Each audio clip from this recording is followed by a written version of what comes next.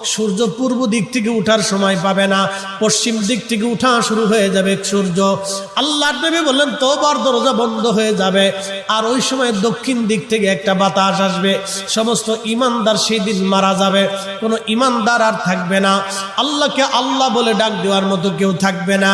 আল্লাহ ইসরাফিলকে বলবেন, ইসরাফিল সিংহায় ফুঁক দাও।